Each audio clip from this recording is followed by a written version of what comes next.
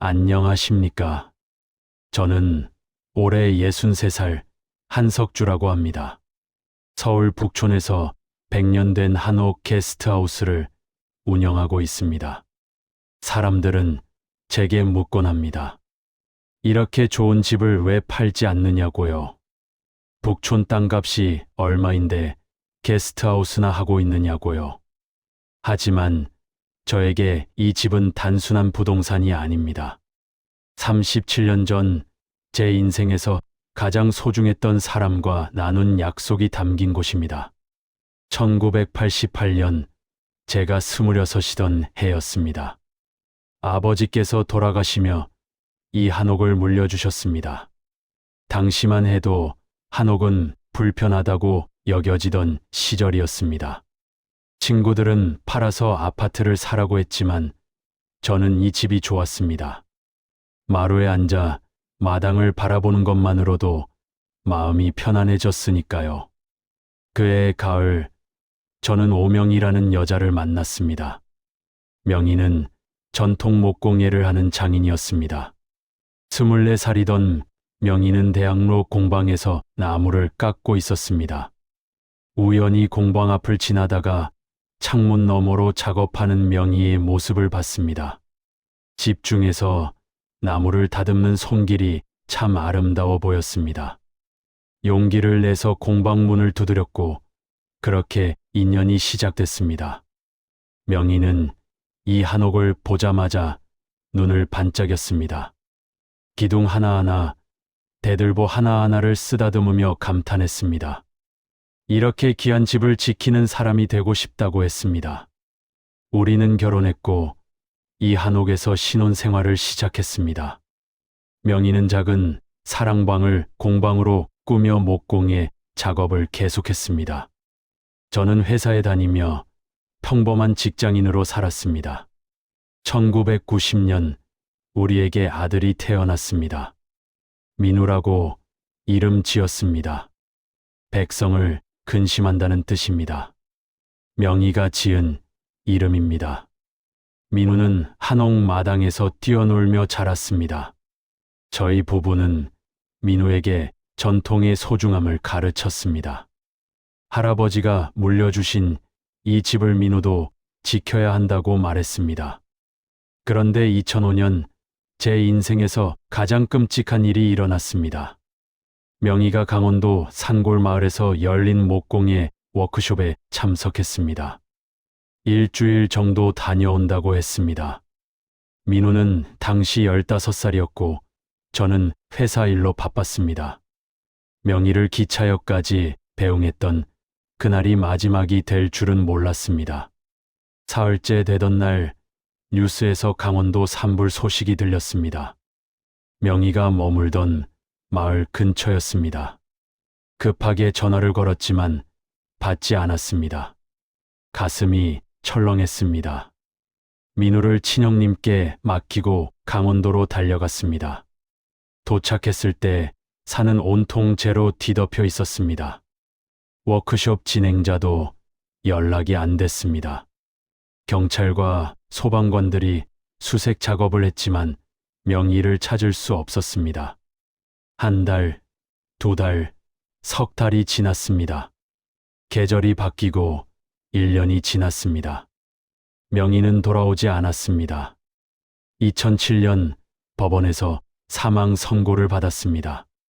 실종된 지 2년이 지났으니 법적으로 사망한 것으로 인정한다는 내용이었습니다. 서류상으로 명희는 죽었지만 저는 믿고 싶지 않았습니다. 혹시 어디선가 기억을 잃고 살고 있는 건 아닐까? 언젠가 돌아오는 건 아닐까 하는 희망을 버릴 수 없었습니다. 하지만 현실은 냉혹했습니다. 15살 아들을 키워야 했고 생계도 유지해야 했습니다. 슬픔에 잠겨 있을 시간이 없었습니다. 그때 문득 명희와 나눴던 약속이 떠올랐습니다. 이 한옥을 지키자는 약속, 전통을 후대에 물려주자는 약속. 저는 결심했습니다. 명희가 돌아왔을 때 자랑스러워할 수 있는 일을 하겠다고요. 회사를 그만두고 한옥을 게스트하우스로 개조했습니다. 외국인 관광객들에게 한국의 전통 한옥을 체험하게 하는 곳으로 만들었습니다. 명희의 공방은 그대로 보존했습니다. 명희가 만들던 목공예 작품들도 전시했습니다. 게스트하우스 이름은 석주제라고 지었습니다. 제 이름을 딴 집이라는 뜻입니다. 처음에는 손님이 많지 않았습니다. 하지만 입소문이 나면서 조금씩 찾는 사람들이 늘었습니다. 특히 한국 전통 문화에 관심 있는 외국인들이 좋아했습니다. 마루에 앉아 차를 마시고 한복을 입어보고 전통 예절을 배우는 프로그램이 인기였습니다. 민우도 대학에 진학해 문화재청 공무원이 되겠다는 꿈을 키웠습니다. 2010년 저는 재혼을 했습니다. 지인의 소개로 만난 이순자라는 여자였습니다. 순자는 은행원으로 일하다 퇴직한 사람이었습니다. 45살이던 순자에게는 전 남편과의 사이에서 낳은 자녀가 둘 있었습니다. 17살 아들 재훈이와 14살 딸 지연이었습니다. 저는 순자에게 솔직하게 말했습니다. 명희를 아직도 그리워한다고, 하지만 외로움도 사실이라고요. 순자는 이해한다고 했습니다. 재훈이와 지연이도 제 자식처럼 키우겠다고 약속했습니다. 재혼 초기에는 평온했습니다. 순자는 게스트하우스 운영을 도왔고 재훈이와 지연이도 예의 바르게 행동했습니다. 민우는 스물이 됐고 재훈이 지연이와도 형제처럼 지냈습니다. 저는 이제 새로운 가족과 행복하게 살 수 있을 거라고 믿었습니다. 하지만 시간이 지나면서 조금씩 균열이 생기기 시작했습니다. 그 이야기는 천천히 풀어나가겠습니다. 지금 이 순간 제가 여러분께 꼭 말씀드리고 싶은 건 이것입니다. 명희와 제가 나눈 약속, 이 한옥을 지키겠다는 그 다짐만큼은 절대 포기하지 않았다는 사실입니다. 그 약속이 앞으로 제 인생에서 얼마나 중요한 의미를 갖게 될지 그때는 미처 몰랐습니다. 재혼 첫 해는 괜찮았습니다. 순자는 게스트하우스 예약 관리를 도왔고 손님들에게도 친절했습니다. 재훈이는 대학 입시를 준비했고 지연이는 고등학교에 다녔습니다. 민우는 대학교 3학년이 되어 문화재청 공무원 시험을 준비했습니다. 겉으로 보기에 저희는 평범한 가족이었습니다. 하지만 2011년 여름부터 분위기가 달라지기 시작했습니다. 민우가 공부에 집중하느라 게스트하우스 일을 돕지 못하자 순자가 불평을 늘어놓았습니다. 민우는 공부만 하고 집안일은 안 돕는다는 식이었습니다. 저는 순자에게 말했습니다. 민우가 공무원 시험에 붙으면 안정적으로 살 수 있다고, 지금은 공부에 집중하게 해주자고요. 순자는 겉으로는 알았다고 했지만 표정은 못마땅해 보였습니다. 반면 재훈이에 대해서는 태도가 완전히 달랐습니다. 재훈이는 대학 입시에 실패했습니다. 재수를 한다고 했지만 공부는 하지 않고 PC방만 드나들었습니다. 제가 재훈이에게 조언을 하려고 하면 순자가 먼저 나서서 막았습니다. 재훈이가 스트레스 받으니 내버려두라는 말이었습니다. 저는 이해하려고 애썼습니다. 친어머니니까 아들이 더 걱정되는 게 당연하다고 생각했습니다. 2012년 재훈이는 결국 대학 진학을 포기했습니다. 대신 부동산 중개업을 배우겠다며 중개사무소에 취직했습니다. 20살이 된 재훈이는 집에 생활비를 한 푼도 내지 않았습니다. 순자는 재훈이가 이제 막 사회생활을 시작했으니 돈을 모아야 한다며 두둔했습니다. 반면 민우가 용돈을 달라고 하면 순자는 인상을 찌푸렸습니다. 22살이나 됐으면 알바를 하든지 해야 하는 거 아니냐는 투였습니다. 저는 순자의 태도가 이상하다고 느꼈지만 참았습니다. 재혼 가정에서 흔히 있는 일이라고 스스로를 달랬습니다. 민호도 눈치를 보며 아무 말 하지 않았습니다. 그 모습이 안쓰러웠지만 가정의 평화를 위해 저도 침묵했습니다. 2015년 민호가 마침내 문화재청 공무원 시험에 합격했습니다. 25살의 민호는 주무관으로 발령받았습니다. 저는 정말 기뻤습니다. 명희가 살아있었다면 얼마나 자랑스러워했을까 생각했습니다. 민우는 첫 월급을 받자마자 절반을 제게 드렸습니다. 한옥 보수 비용에 보태 쓰라는 것이었습니다. 저는 눈물이 날 뻔했습니다. 이렇게 기특한 아들을 둔 게 감사했습니다. 그런데 순자의 반응은 달랐습니다.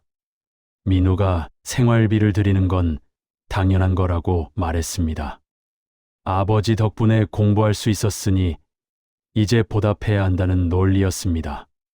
하지만 재훈이에 대해서는 여전히 똑같았습니다. 재훈이는 24살이 됐지만 여전히 집에 한 푼도 내지 않았습니다. 부동산 중개인이 불안정하다는 이유였습니다. 지연이도 마찬가지였습니다. 20살이 된 지연이는 대학도 가지 않고 유튜브를 한다며 집에서 놀았습니다. 매일 한옥, 이곳저곳에서 브이로그를 찍었습니다. 전통 한옥에서 사는 일상이라며 영상을 올렸습니다. 조회수가 꽤 나온다고 자랑했습니다. 광고 수익도 생긴다고 했습니다. 하지만 역시 집에는 한 푼도 내지 않았습니다. 순자는 지연이가 하는 일이 요즘 시대에 맞는 직업이라며 격려했습니다. 저는 점점 답답해졌습니다. 게스트하우스 운영으로 한 달에 700원 정도 수익이 났습니다. 그 돈으로 내 식구 생활비를 대고 한옥 유지 보수 비용도 감당했습니다. 민우가 보태주는 돈이 큰 도움이 됐습니다.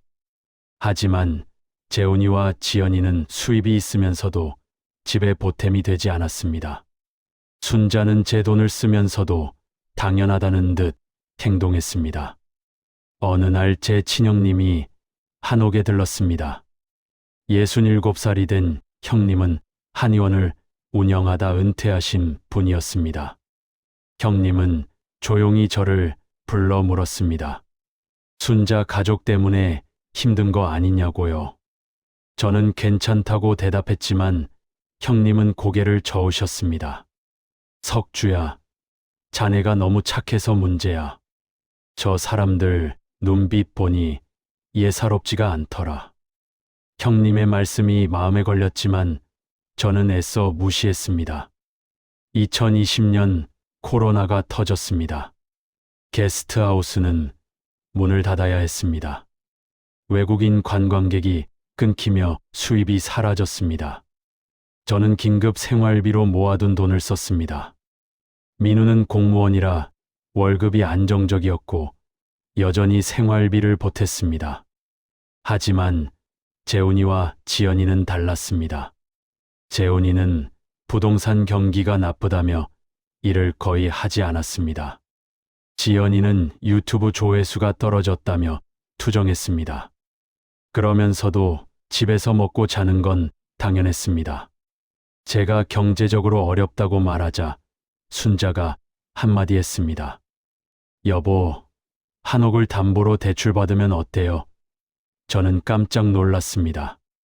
이 집은 명의와 제가 지키기로 약속한 곳이었습니다. 담보대출은 절대 받을 수 없었습니다. 저는 단호하게 거절했습니다. 순자는 한숨을 쉬며 말했습니다. 고작 한옥 하나 때문에 가족이 힘들어도 되는 거냐고요.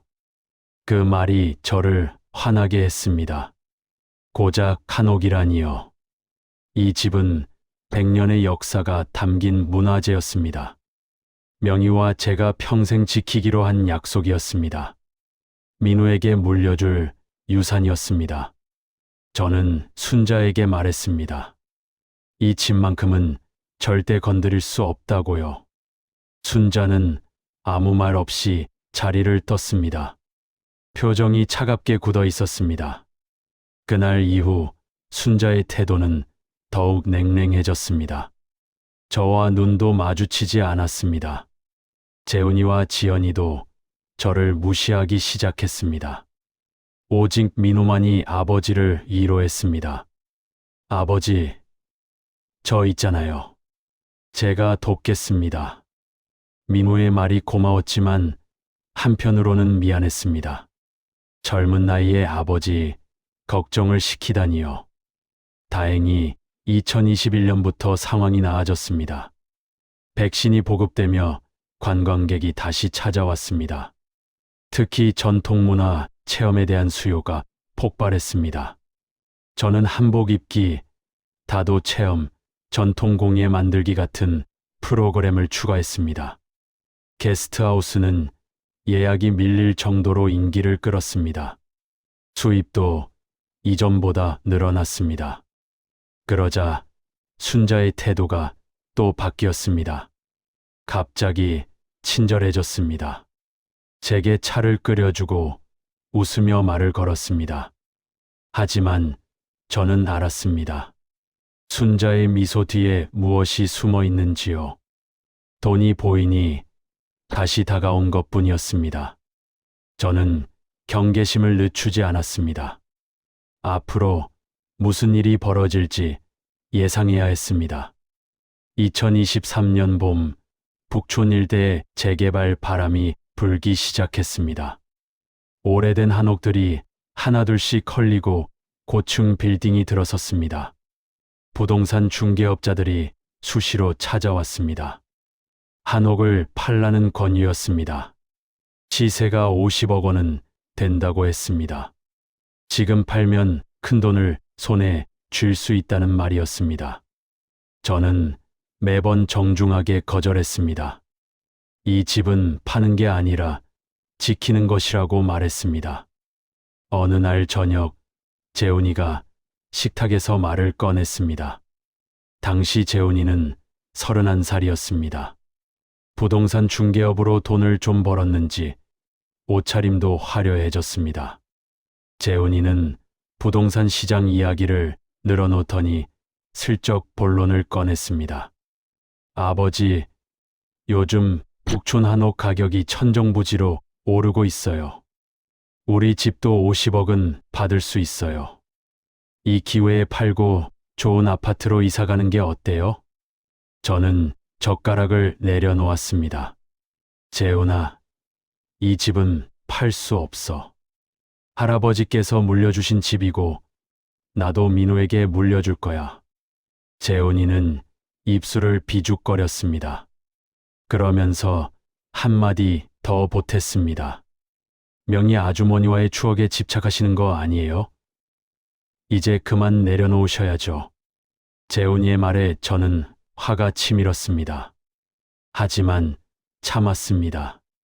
재혼 가정에서 아버지 역할을 하려면 인내가 필요했으니까요. 그런데 순자의 반응이 이상했습니다. 순자는 재훈이를 나무라지 않았습니다.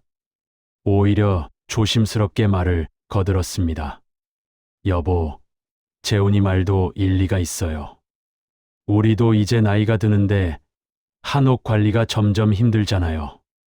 팔고 편한 아파트로 가는 것도 나쁘지 않을 것 같은데요. 저는 순자를 바라봤습니다. 순자도 재훈이 편이었습니다.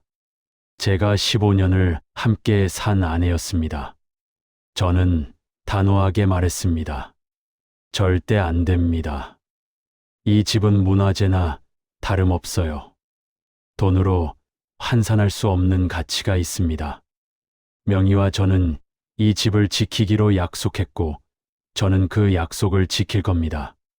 식탁은 조용해졌습니다. 재훈이는 코웃음을 쳤고, 순자는 한숨을 쉬었습니다. 지연이는 고개를 숙인 채 휴대폰만 만지작거렸습니다. 민호만이 저를 바라보며 고개를 끄덕였습니다. 며칠 후 지연이가 유튜브에 영상을 하나 올렸습니다. 제목은 이랬습니다. 북촌 한옥 재개발, 우리 집도 고민 중입니다. 영상에서 지연이는 한옥을 배경으로 말했습니다. 전통도 중요하지만 현실도 봐야 하지 않을까요? 50억이면 가족 모두 여유롭게 살 수 있는데 말이죠. 저는 영상을 보고 기가 막혔습니다. 지연이는 29살이었습니다. 제 집에 얹혀 살면서 한 푼도 보태지 않았습니다. 그러면서 50억을 나눠 가질 생각을 하고 있었습니다. 저는 가족회의를 소집했습니다. 순자, 재훈이, 지연이, 민우를 모두 거실에 불러 앉혔습니다. 저는 침착하게 말했습니다. 분명히 얘기한다. 이 집은 절대 팔지 않는다. 이 집은 명의와 내가 평생 지키기로 약속한 곳이야. 민우에게 물려줄 유산이다. 부동산 중개업자가 오든 누가 권유하든 내 답은 똑같다. 재훈이가 버럭 소리를 높였습니다. 아버지 혼자만의 집이 아니잖아요. 저희도 여기서 살고 있는데 왜 저희 의견은 안 물어보세요?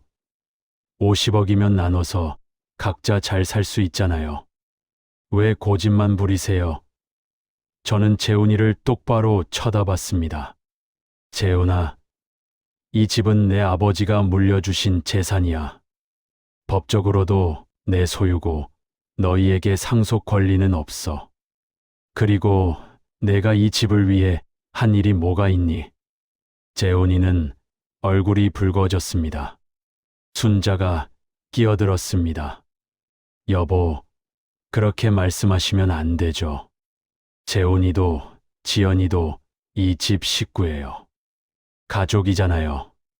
저는 순자를 바라봤습니다.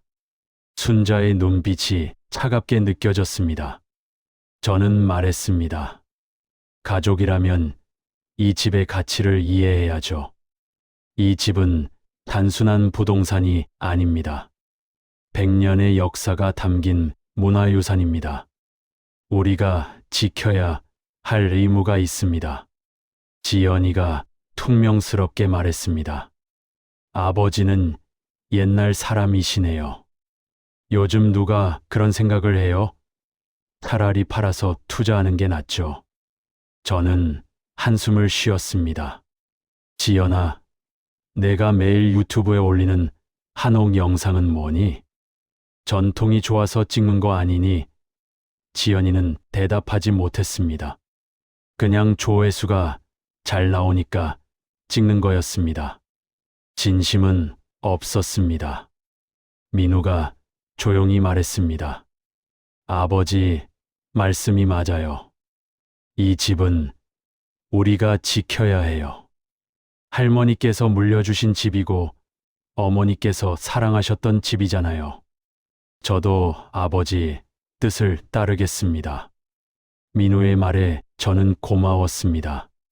35살이 된 아들이 저를 지지해 주었습니다. 하지만 순자 가족의 표정은 싸늘했습니다. 재훈이는 짜증스럽게 자리를 박차고 나갔습니다. 지연이도 인상을 쓰며 방으로 들어갔습니다. 순자는 저를 한참 바라보더니 아무 말 없이 자리를 떴습니다. 그날 이후로 집안 분위기는 차갑게 식었습니다. 그날 밤 형님께 전화가 왔습니다. 형님은 석주제에 놀러 왔다가 분위기를 느끼셨던 모양이었습니다. 석주야, 자네 그 집 조심해라. 저 사람들 눈빛이 예사롭지 않아. 특히 순자 말이야. 돈 냄새 맡고 있는 것 같더라. 형님의 경고가 귓가에 맴돌았습니다. 저는 김 변호사를 찾아갔습니다. 김 변호사는 55살로 제 법률 고문이었습니다. 저는 상황을 설명했습니다.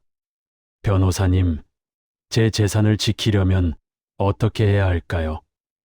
김 변호사는 신중하게 말했습니다. 석주 선생님, 유언장을 작성하시는 게 좋겠습니다. 법적으로 명확히 해두셔야 나중에 문제가 없습니다. 저는 고개를 끄덕였습니다. 그게 최선이었습니다. 하지만 유언장 작성은 쉬운 결정이 아니었습니다. 순자와의 관계는 이미 금이 갔고 재훈이와 지연이는 저를 원망하고 있었습니다. 제가 유언장을 쓴다는 걸 알면 어떤 반응을 보일지 뻔했습니다. 저는 고민에 빠졌습니다. 하지만 민호를 위해서라도 결단을 내려야 했습니다. 2025년 봄, 저는 정기 건강검진을 받으러 병원에 갔습니다. 63살이 되니 몸 여기저기서 신호가 왔습니다. 검진 결과 당뇨 합병증 초기 진단을 받았습니다. 의사는 심각한 수준은 아니지만 관리가 필요하다고 했습니다. 식단 조절과 운동을 꾸준히 하면 충분히 조절 가능하다는 말이었습니다. 저는 크게 걱정하지 않았습니다. 하지만 순자의 반응은 과했습니다. 순자는 제 검진 결과를 보더니 얼굴이 굳었습니다. 여보, 당뇨 합병증이라니요. 만약의 경우를 대비해야 하는 거 아니에요. 저는 당황했습니다. 만약의 경우라니 아직 죽을 나이도 아닌데 무슨 소리냐고 했습니다. 순자는 그래도 준비는 해야 한다며 유언장 이야기를 꺼냈습니다.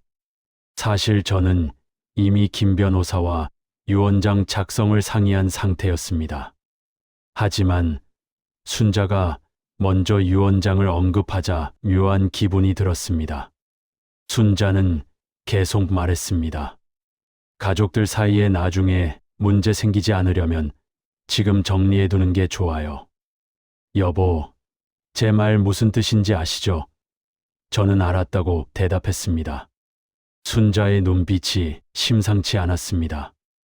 며칠 후 저는 김 변호사 사무실을 찾았습니다.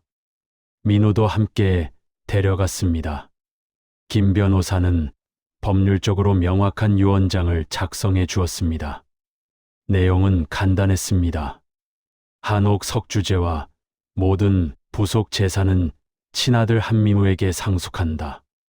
순자에게는 생활비로 월 300만 원을 보장한다. 유언장은 공증을 받아 법적 효력을 갖췄습니다. 원본은 김 변호사 사무실 금고에 보관했습니다.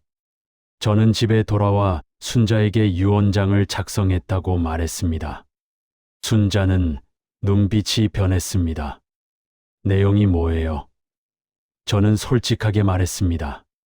한옥은 민우에게 상속하고 당신에게는 생활비를 보장한다고요. 순자의 얼굴이 굳어졌습니다. 그게 무슨 말이에요? 저도 15년을 여기서 살았는데 한 푼도 못 받는다는 거예요? 저는 침착하게 설명했습니다. 이 한옥은 제 아버지께서 물려주신 재산입니다. 법적으로 순자 씨와는 무관한 재산이에요. 하지만 생활비는 평생 보장할 겁니다. 월 300만 원이면 충분히 생활하실 수 있을 겁니다. 순자는 입술을 깨물었습니다.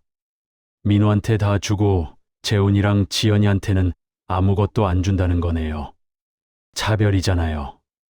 저는 고개를 저었습니다. 차별이 아닙니다. 재훈이와 지연이는 제 법적 자녀가 아닙니다. 이 집과는 아무 관계가 없어요. 순자는 화가 났는지 목소리를 높였습니다.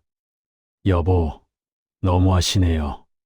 15년을 가족으로 살았는데 이렇게 냉정할 수 있어요.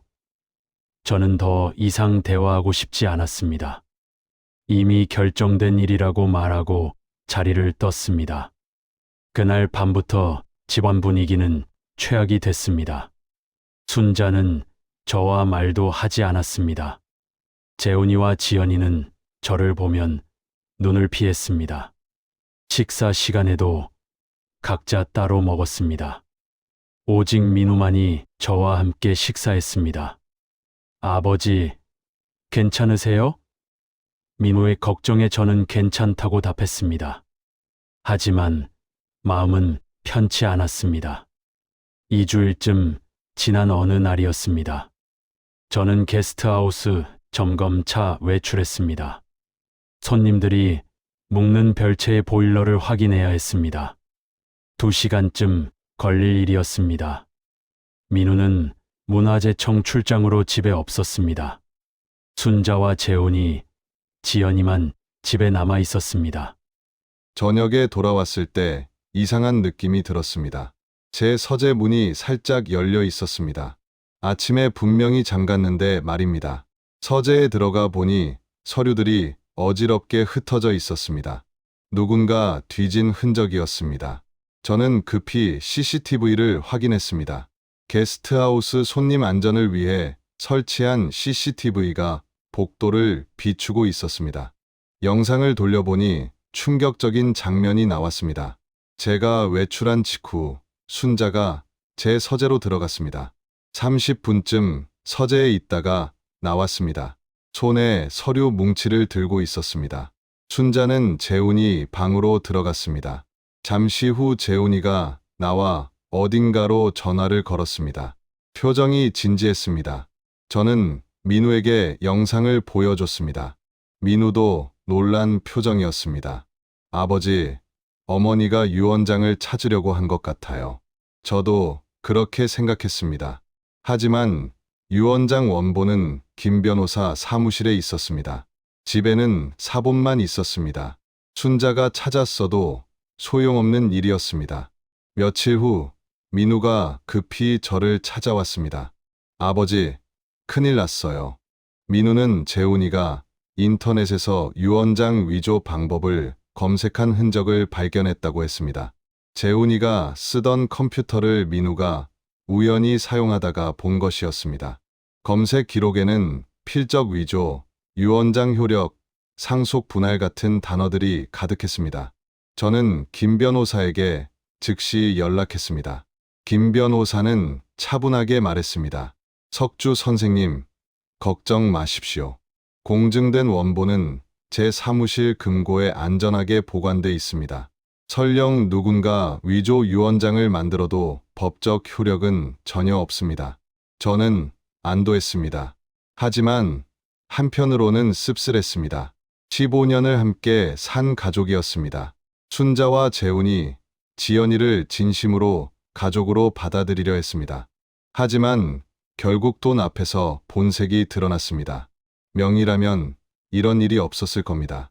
명의는 한옥을 사랑했고 전통의 가치를 이해했습니다. 순자는 달랐습니다. 순자에게 한옥은 50억짜리 부동산일 뿐이었습니다. 저는 순자를 불러 조용히 물었습니다. 제 서재에 왜 들어갔습니까? 순자는 시치미를 뗐습니다. 무슨 소리예요? 저는 CCTV 영상을 보여줬습니다. 순자의 얼굴이 창백해졌습니다. 그건 그냥 청소하려고 들어간 거예요. 저는 냉정하게 말했습니다. 거짓말하지 마십시오. 유언장을 찾으려고 한 거 알고 있습니다. 순자는 변명하지 못했습니다. 저는 계속 말했습니다. 재훈이가 위조 유언장을 준비하고 있다는 것도 압니다. 경고합니다. 법을 어기면 가만두지 않겠습니다. 순자는 아무 말도 하지 못하고 방으로 들어갔습니다. 그날 밤 순자와 재훈이가 방에서 큰 소리로 다투는 소리가 들렸습니다. 지연이도 함께 있는 것 같았습니다. 저는 이제 더 이상 순자 가족을 믿을 수 없다는 걸 확실히 깨달았습니다. 앞으로 더 큰 일이 벌어질 것 같은 불길한 예감이 들었습니다. 저는 민우와 형님께 상황을 공유하고 대비책을 마련하기 시작했습니다. 2025년 여름이 되자 석주제는 그 어느 때보다 바쁜 시기를 맞았습니다. 외국인 관광객들 사이에서 전통 한옥 체험 성지로 입소문이 났습니다. 한옥에서 하룻밤 묵으며 한복을 입고 다도를 배우는 프로그램이 인기였습니다. 예약은 석 달 대기였습니다. 하루에도 수십 통의 문의 전화가 왔습니다. 게스트하우스 수익도 월 800만 원을 넘었습니다.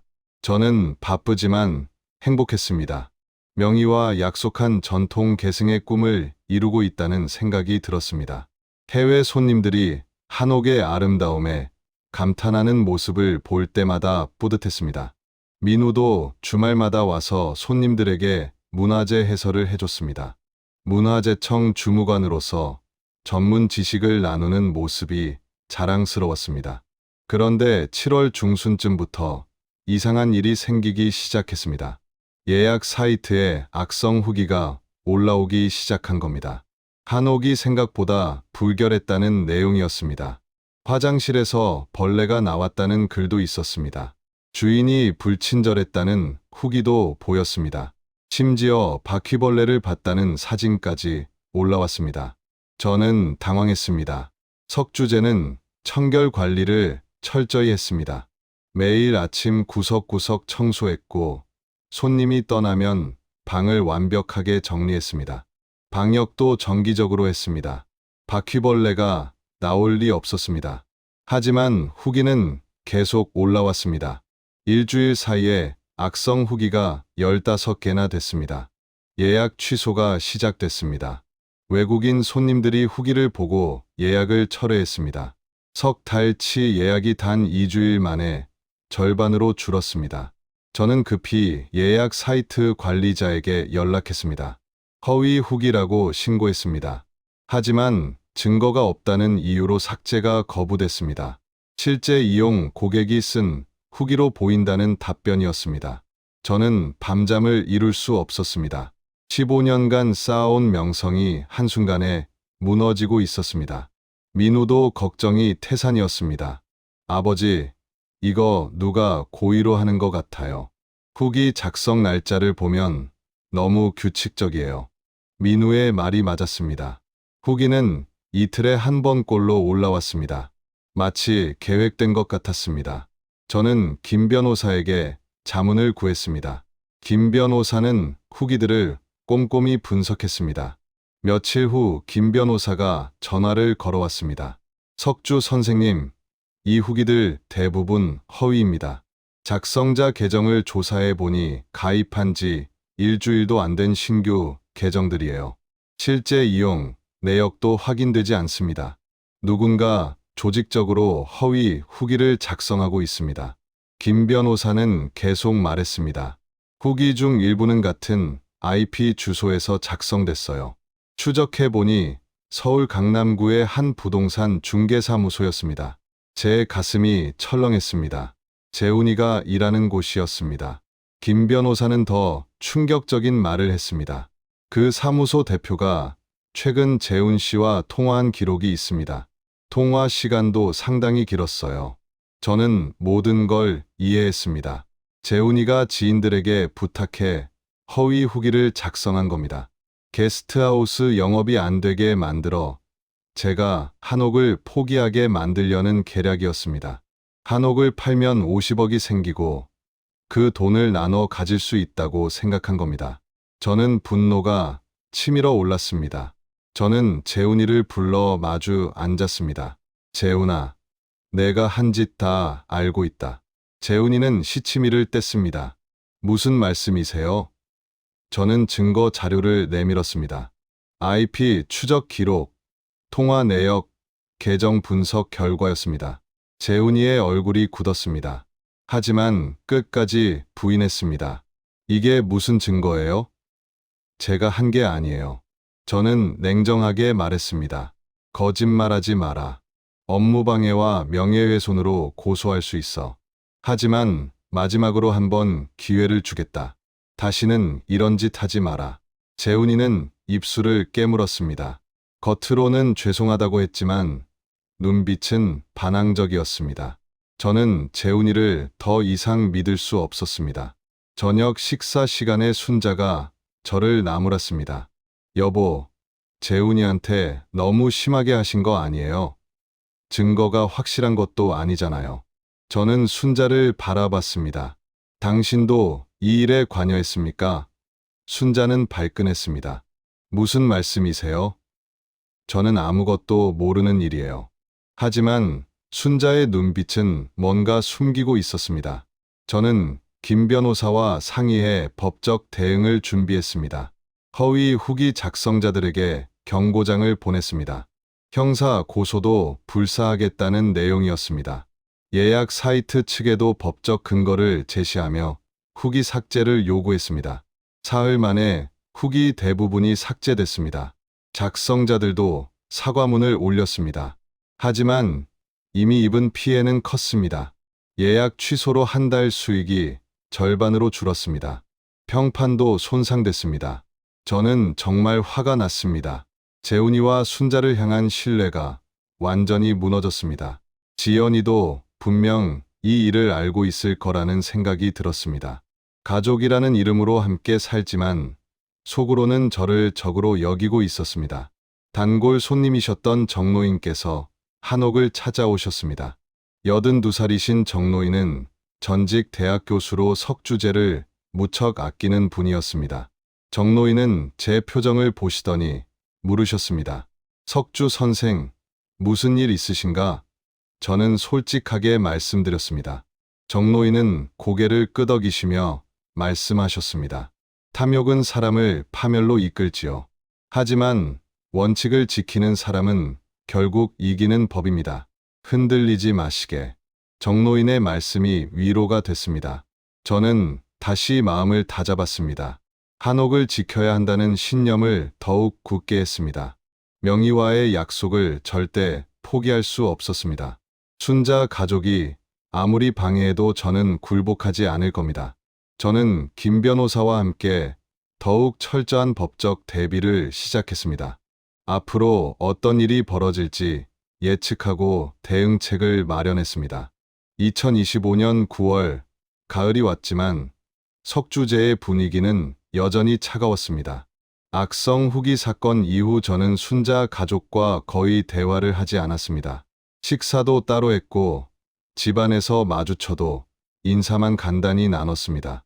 재훈이와 지연이는 저를 보면 눈을 피했습니다. 순자는 저를 원망하는 눈빛으로 쳐다봤습니다. 어느 날 저녁, 저는 거실에서 게스트하우스 장부를 정리하고 있었습니다. 민우는 야근으로 집에 없었습니다. 순자도 외출한 상태였습니다. 지연이는 방에서 유튜브 촬영을 하고 있었습니다. 조용한 시간이었습니다. 그런데 갑자기 현관문이 거칠게 열리는 소리가 들렸습니다. 재훈이었습니다. 재훈이는 술에 취한 듯 비틀거리며 들어왔습니다.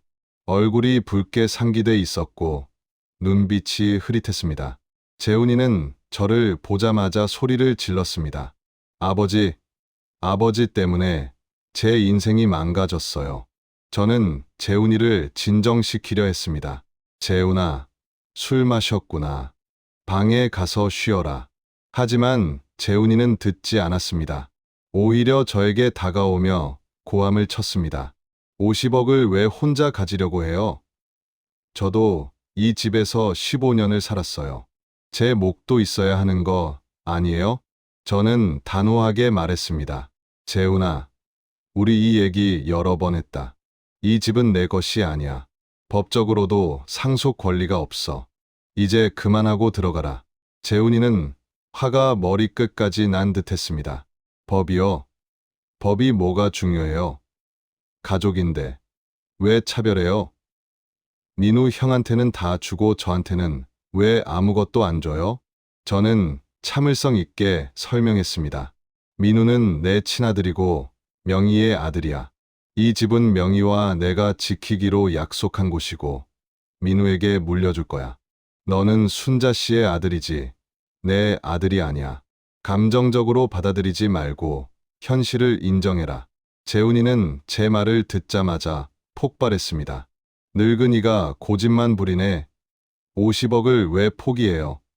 당신 시대는 끝났어요. 재훈이는 술주정뱅이처럼 비틀거리며 저에게 다가왔습니다. 숨에서 술 냄새가 진동했습니다. 저는 뒤로 물러섰습니다. 재훈아, 진정해라. 술 깨고 얘기하자. 하지만 재훈이는 멈추지 않았습니다. 갑자기 제 가슴팍을 양손으로 세게 밀었습니다. 저는 중심을 잃고 뒤로 넘어졌습니다. 몸은 젊을 때처럼 반응하지 못했습니다. 등과 팔이 마루 바닥에 세게 부딪혔습니다. 왼팔에서 날카로운 통증이 느껴졌습니다. 순간 숨이 막혔습니다. 지연이가 방에서 뛰어나왔습니다. 오빠, 왜 그래요? 지연이는 놀란 표정으로 재훈이를 말렸습니다.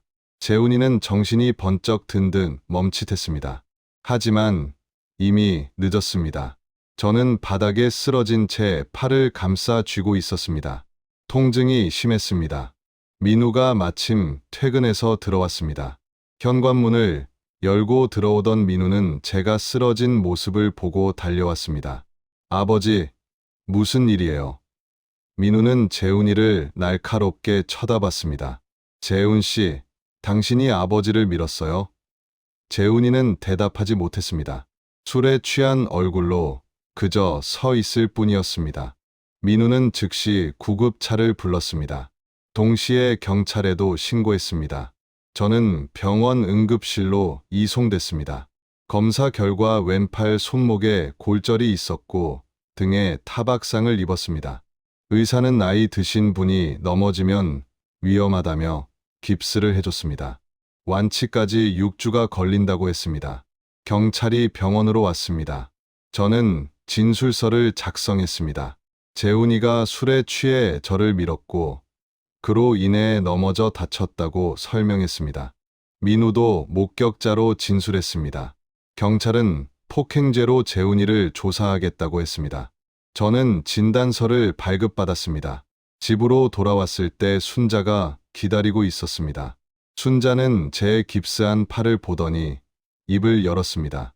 여보, 재훈이가 실수한 거예요. 술 먹고 그런 거니까 이해해 주세요. 저는 순자를 똑바로 바라봤습니다. 이해요? 당신 아들이 63 노인을 폭행했어요. 이게 실수로 넘어갈 일입니까? 순자는 변명을 늘어놓았습니다. 재훈이가 요즘 스트레스가 심했어요. 부동산 경기도 안 좋고 아버지께서 계속 압박하시니까요. 그래도 가족인데 경찰까지 부르실 필요 있었어요. 저는 한숨을 쉬었습니다. 당신은 끝까지 아들 편만 들 거군요. 15년을 함께 살았는데 제 고통은 이해하지 못하는군요. 저는 더 이상 참을 수 없어 순자에게 이혼을 통보했습니다. 순자 씨, 우리 이혼합시다. 이제 더 이상 함께 살 수 없습니다. 순자는 당황한 표정을 지었습니다. 여보, 갑자기 무슨 소리예요? 제가 뭘 잘못했어요? 저는 냉정하게 말했습니다. 당신은 15년 동안 저를 이용했을 뿐입니다. 이 한옥과 제 재산만 탐냈어요. 진심으로 저를 사랑한 적 없지 않습니까? 순자의 표정이 변했습니다. 이혼하려면 재산 분할 받을 거예요. 15년간 제가 내조했는데 한 푼도 못 받고 나갈 순 없죠. 저는 예상한 반응이었습니다. 김 변호사와 이미 상의했습니다. 한옥은 제 고유 재산이고 순자는 권리가 없습니다. 게스트하우스 수익도 모두 기록돼 있어 순자의 기여분은 거의 없었습니다. 저는 순자에게 말했습니다. 법대로 하겠습니다. 재훈이 폭행죄 고소도 취하하지 않을 겁니다. 순자는 얼굴이 창백해졌습니다. 재훈이도 집으로 돌아왔는데 표정이 어두웠습니다. 경찰 조사를 받고 온 모양이었습니다. 그날 밤 순자와 재훈이 지연이가 방에서 모여 무슨 이야기를 나누는 소리가 들렸습니다. 목소리가 급했습니다. 무언가 대책을 세우고 있는 것 같았습니다. 하지만 저는 더 이상 그들을 두려워하지 않았습니다. 김 변호사와 민우, 형님이 제 편이었습니다. 법적 대응도 준비돼 있었습니다. 저는 명의와의 약속을 끝까지 지킬 각오를 다시 한번 다졌습니다. 이혼 소송이 시작됐습니다. 김 변호사가 모든 절차를 진행했습니다. 재훈이의 폭행죄 고소도 정식으로 접수됐습니다. 순자는 변호사를 선임해 맞섰습니다. 재산 분할을 요구했고 한옥의 일부 권리를 주장했습니다. 하지만 증거는 제 편이었습니다. 한옥은 아버지로부터 상속받은 고유 재산이었고, 게스트하우스도 제 노력으로 일군 사업이었습니다. 10월 어느 날 오후였습니다. 석주제에 손님 한 분이 찾아왔습니다. 예약도 없이 갑자기 나타난 60대 여성이었습니다. 낡은 한복을 입고 있었고 손에는 작은 보따리를 들고 있었습니다. 얼굴은 세월의 흔적으로 주름이 깊었지만 눈빛만은 또렷했습니다. 저는 예약 확인을 하려고 했습니다. 손님, 예약하셨나요? 여성은 저를 한참 바라보다가 떨리는 목소리로 말했습니다. 석주 씨, 저예요. 명희예요. 저는 그 자리에 얼어붙었습니다. 귀를 의심했습니다. 명희라니요? 20년 전 산불 사고로 세상을 떠난 제 아내 명희를요? 여성은 천천히 다가왔습니다. 그리고 보따리에서 낡은 사진 한 장을 꺼냈습니다. 1988년 저희 결혼식 사진이었습니다. 한옥 마당에서 찍은 사진이었습니다. 제가 명희의 허리를 감싸고 웃고 있는 모습이었습니다. 사진 뒷면에는 명희의 필체로 쓰인 글씨가 있었습니다. 석주 씨와 함께 이 집을 평생 지키겠습니다. 저는 무릎이 꺾였습니다. 명희, 정말 당신이요? 명희는 눈물을 흘리며 고개를 끄덕였습니다. 미안해요. 너무 오래 걸렸어요. 저는 명희를 끌어안았습니다. 20년 만의 재회였습니다. 명희의 품에서 나는 나무 향기는 여전했습니다. 목공예를 하던 명희의 특유한 냄새였습니다. 명희는 천천히 이야기를 풀어놓았습니다. 2005년 산불 사고, 당시 명희는 중상을 입었습니다. 머리를 심하게 다쳐 의식을 잃었습니다. 산골 마을 노인이 명희를 발견해 구조했습니다. 하지만 명희는 기억을 완전히 잃은 상태였습니다. 자기가 누군지, 어디서 왔는지 아무것도 기억하지 못했습니다. 노인은 명희를 자기 집에 데려가 돌봤습니다. 병원도 없는 깊은 산골이었습니다. 명희는 10년 가까이 그곳에서 살았습니다. 기억은 돌아오지 않았지만 손은 자연스럽게 나무를 깎았습니다. 본능처럼 목공예를 했습니다. 노인은 명희가 목공예를 하며 살 수 있게 도와줬습니다. 2015년쯤 명희의 기억이 조금씩 돌아오기 시작했습니다. 한옥이 떠올랐고 석주라는 이름이 기억났습니다. 아들 민우의 얼굴도 흐릿하게 떠올랐습니다. 명희는 노인에게 사정을 이야기했습니다. 하지만 10년이라는 시간이 흘렀습니다. 가족들이 자기를 죽은 줄 알고 새 삶을 살고 있을 거라 생각했습니다. 남편은 재혼했을 수도 있었습니다. 아들은 장성했을 것이었습니다. 명희는 돌아가지 못했습니다. 가족에게 짐이 될까 두려웠습니다. 대신 강원도 산골에서 조용히 목공예를 계속했습니다. 작은 공방을 차려 관광객들에게 작품을 팔았습니다. 그렇게 5년을 더 살았습니다. 그런데 올해 초 우연히 뉴스를 봤습니다. 북촌 한옥 게스트하우스 석주제가 소개됐습니다. 전통 한옥 체험의 명소라는 내용이었습니다. 화면에 한옥이 나왔고 주인 이름이 한석주라고 나왔습니다.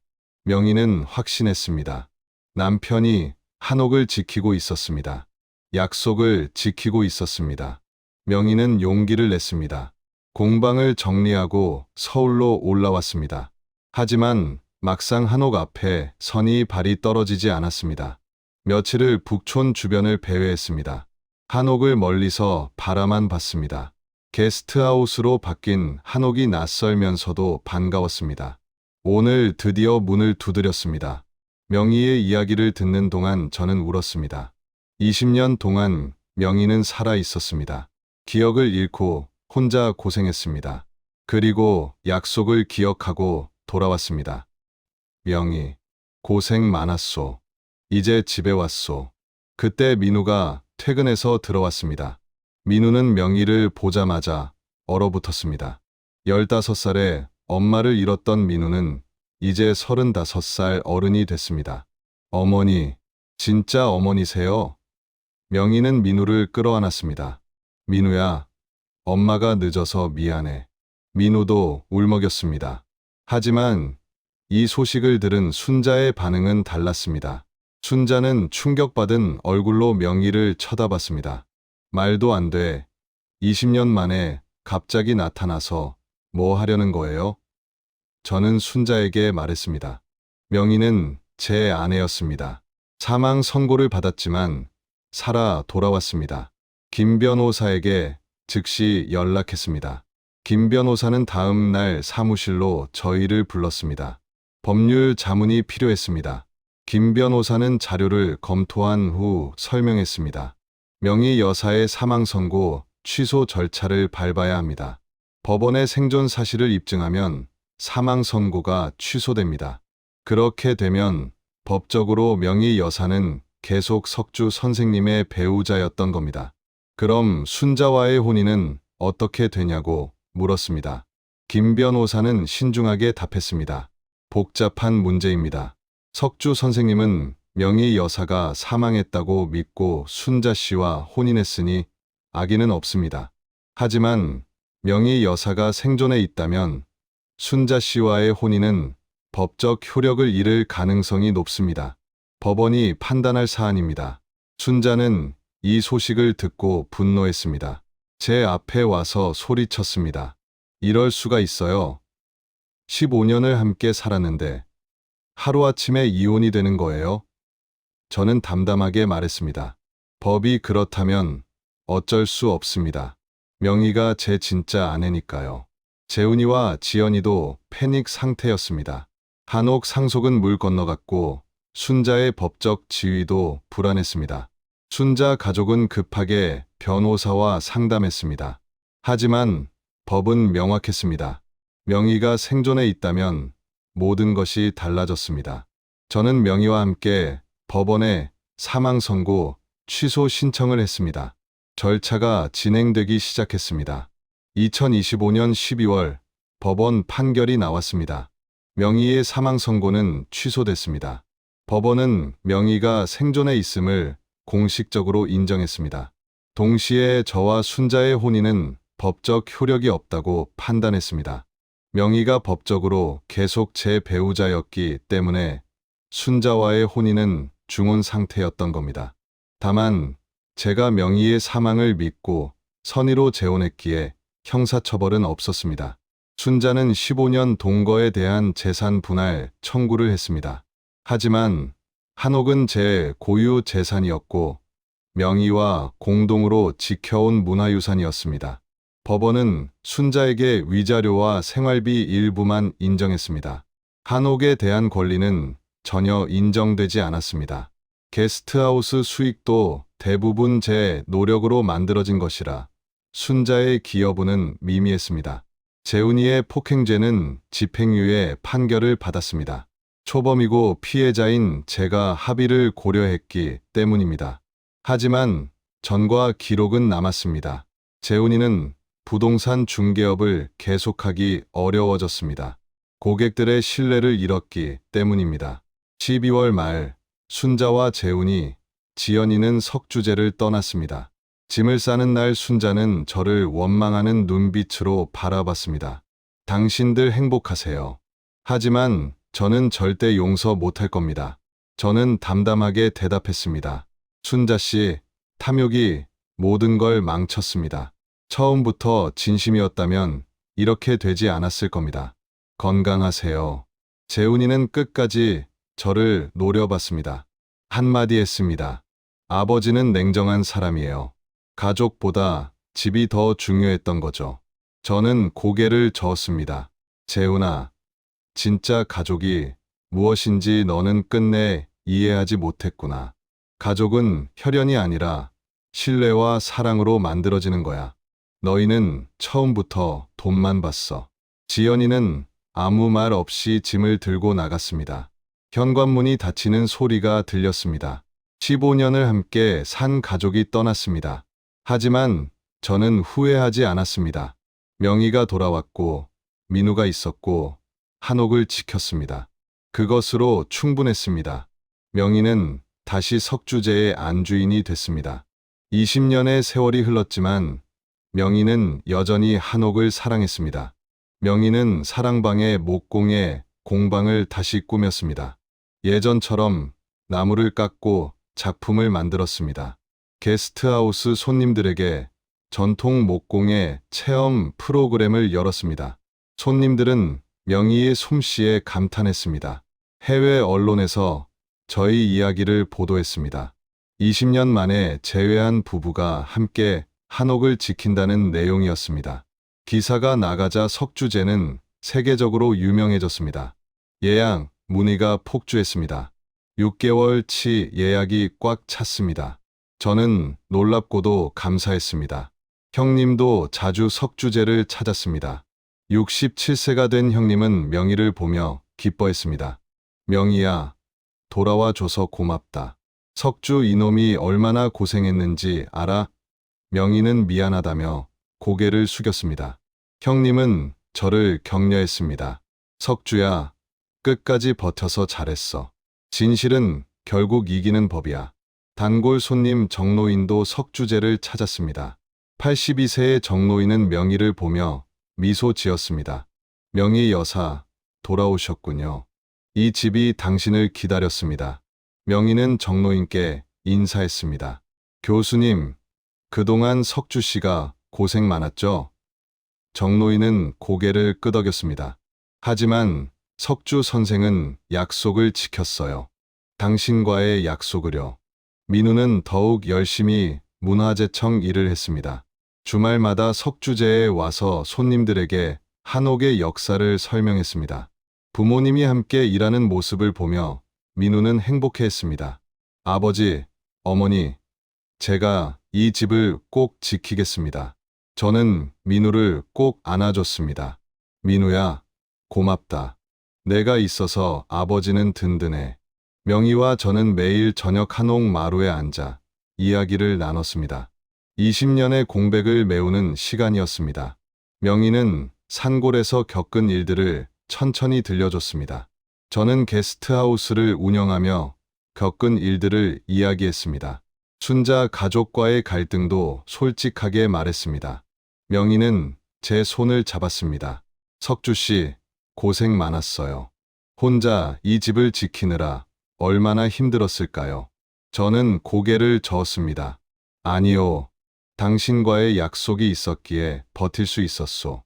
명희는 눈물을 흘렸습니다. 고마워요. 약속을 지켜줘서요. 올해 말 석주제는 문화재청으로부터 문화유산 보존 우수 게스트하우스로 인증받았습니다. 한옥을 잘 보존하면서도 전통 문화를 알리는데 기여했다는 평가였습니다. 인증패가 한옥 현관에 걸렸습니다. 명희와 저, 민우는 인증패 앞에서 기념사진을 찍었습니다. 세 식구가 함께 웃는 사진이었습니다. 어느 날 저녁, 명희가 물었습니다. 석주 씨, 후회하지 않아요? 순자 씨 가족과 헤어진 거요. 저는 단호하게 대답했습니다. 전혀 후회하지 않소. 진짜 가족은 혈연이 아니라 신뢰로 만들어지는 거요. 순자네는 처음부터 돈만 봤소. 하지만 당신과 민우는 다르지 않소. 명희는 고개를 끄덕였습니다. 맞아요. 진짜 가족은 함께 약속을 지키는 사람들이죠.